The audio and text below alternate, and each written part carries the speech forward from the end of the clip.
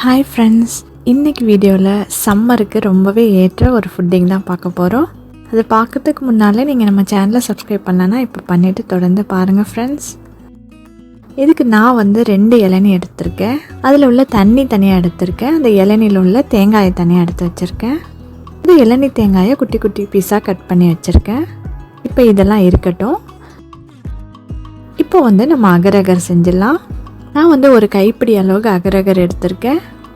அதை 1 டம்ளர் தண்ணியில் ஒரு 5 நிமிஷம் ஊற வச்சுருந்தேன். அதுக்கப்புறம் ஸ்டவ்வில் வச்சு அதை நல்லா காய்ச்சிக்கிட்டு இருக்கேன்.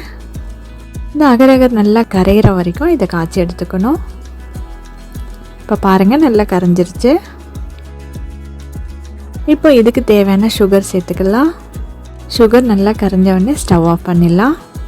ஸ்டவ் ஆஃப் பண்ணிவிட்டு ஒரு 2 நிமிஷம் கழித்து நம்ம எடுத்து வச்சுருந்தோம் இளநீ தண்ணியை இதில் சேர்த்துக்கலாம். சேர்த்துட்டு நல்லா கலந்து விட்டுக்கலாம். இப்போ நம்ம எந்த மோல்டில் செட் பண்ணுறோமோ அதில் நம்ம இந்த இளநீ ஃபுட்டிங்கை ஊற்றிக்கலாம். இப்போ இதுக்கு மேலே நம்ம குட்டி குட்டியாக கட் பண்ணி வச்சு அந்த இளநீ தேங்காயை சேர்த்துக்கலாம். சேர்த்தாச்சு. பாருங்கள், இது கொஞ்சம் நல்லா ஆறினோன்னு எடுத்து ஃப்ரிட்ஜில் வச்சிடலாம்.